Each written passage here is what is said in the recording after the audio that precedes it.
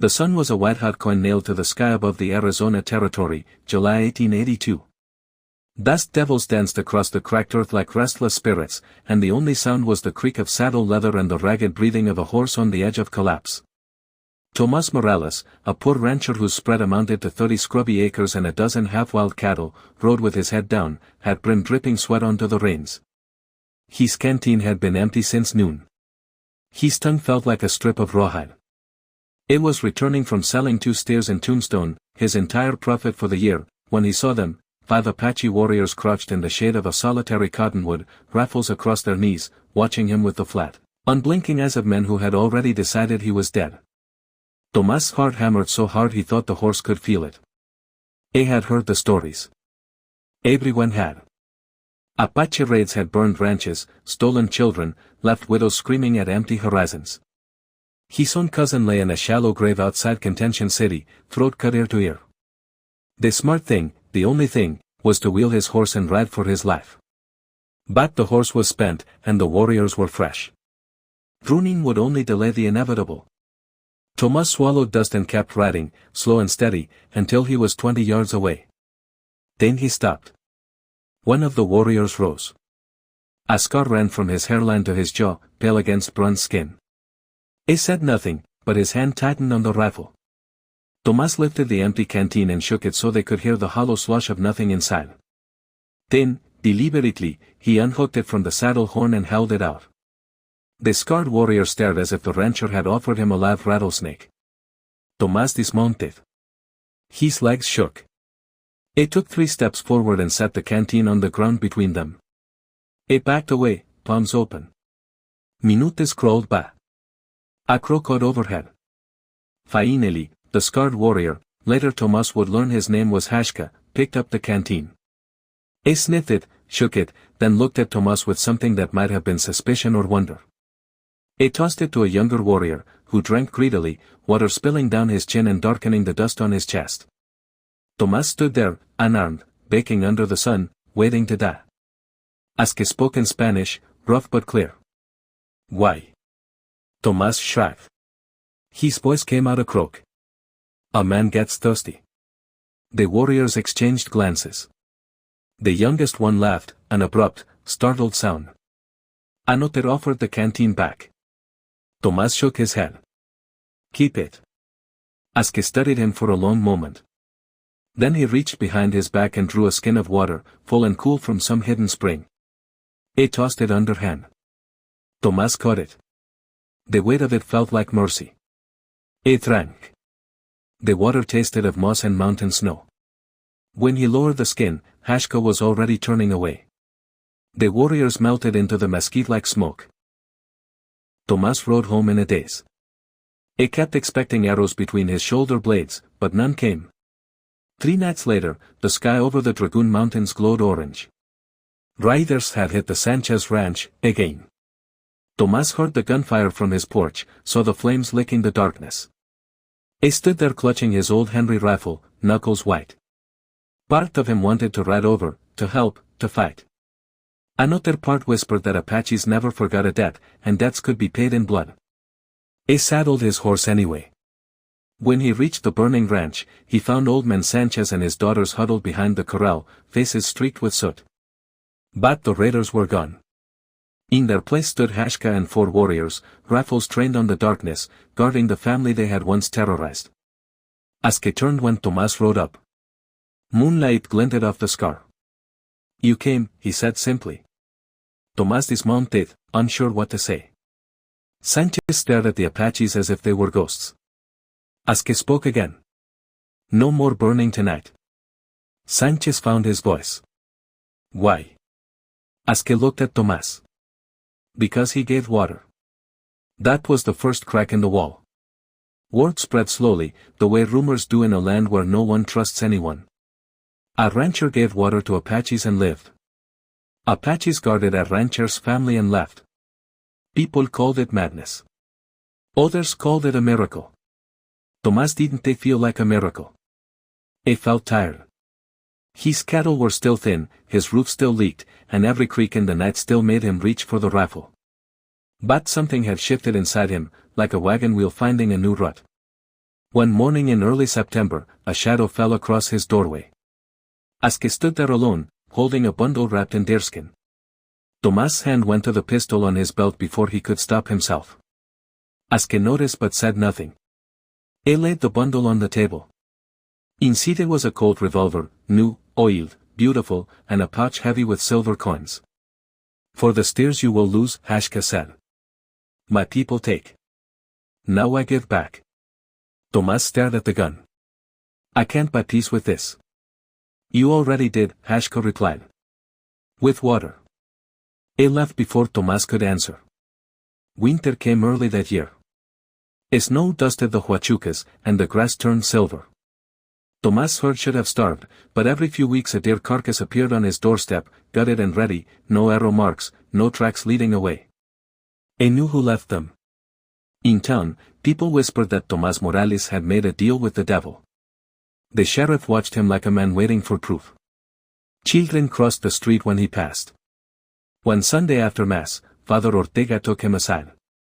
People are frightened, Tomás. They say you're consorting with savages. Tomás looked at the crucifix above the altar. Jesus gave water to the Samaritan woman. Was he consorting? The priest had no answer. Spring brought the army. Captain Lawson rode in with 30 troopers, blue coats bright against the desert. He summoned every rancher to the presidio.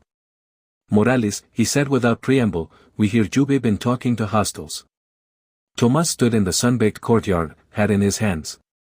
I gave a man a drink of water, Captain. That's all. Lawson's eyes were cold. Men have died for less. That night, Tomás sat on his porch, cleaning the cold Hashka had given him. The metal gleamed like a la. He thought about riding away, Mexico, California, anywhere, but the land had its hooks in him. This was home, cracked earth and all. All beats in the dark. He stood, rifle ready. Hashka appeared out of the night, leading a limping pony. Behind him walked a woman wrapped in a blanket, carrying a child no more than 3 years old. The child's face was flushed with fever. Aske's voice was hoarse. Army came to our camp. Burned everything. My sister, he gestured helplessly at the woman. The boy burns inside. Tomás looked at the child's glazed eyes. He thought of his own son, dead of fever 5 years ago, buried under a mesquite tree. Without a word, he took the child from the woman's arms. Bring her inside. He laid the boy on his own bed, fetched the last of the quinine he kept for himself. The woman watched every move, terrified. Aske stood in the doorway like a statue. Hours passed. Tomás bathed the boy's forehead with cool water from the well. At dawn, the fever broke. The child whimpered, then slept. The woman wept silently. Aske's shoulders sagged with relief. Tomás poured coffee for all of them. They drank in silence. Finally Hashka spoke. Captain Lawson rides to our hidden camp tomorrow. He will kill everyone. Tomás felt the old fear call in his gut. How many? 40. Old men, women, children. Tomás stared into his cup.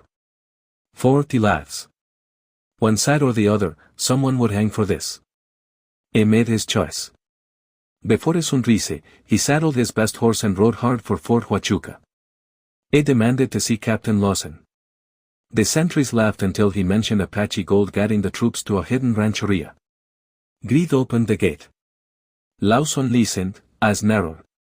Tomás spun a tale of secret trails and buried weapons. He drew a map, false, every line of it, and watched Lawson's troops saddle up, eager for glory. Then Tomás rode like hell for the mountains. He found Aske's people at dusk, huddled in a box canyon. Panic rippled through them when they saw him. Aske stepped forward, knife in hand. You betrayed us? No, Tomás panted. I sent the soldiers the wrong way. You have until midnight to cross the border. After that, I can't help you. Aske stared. The woman, his sister, clutched her son and began to cry again. There was no time for goodbyes. Tomás helped load the old ones onto ponies, handed out the last of his jerky. When the canyon was empty, he scattered the ashes of their fires and rode back down the trail. He met the soldiers at dawn, muddy and furious. Lawson's face was purple. Where are they, Morales? Tomás shrugged. Apaches Captain. Everybody knows that. Lawson struck him across the face with a gloved hand. Blood filled Tomás' mouth. You'll swing for this, the captain hissed. But he didn't. Because 3 days later, a courier arrived from Washington. Some politician back east had read about the water miracle in a newspaper, someone had talked, and suddenly the army had bigger problems than one meddling rancher. The territorial governor wanted peace talks. Hostilities were suspended pending negotiations.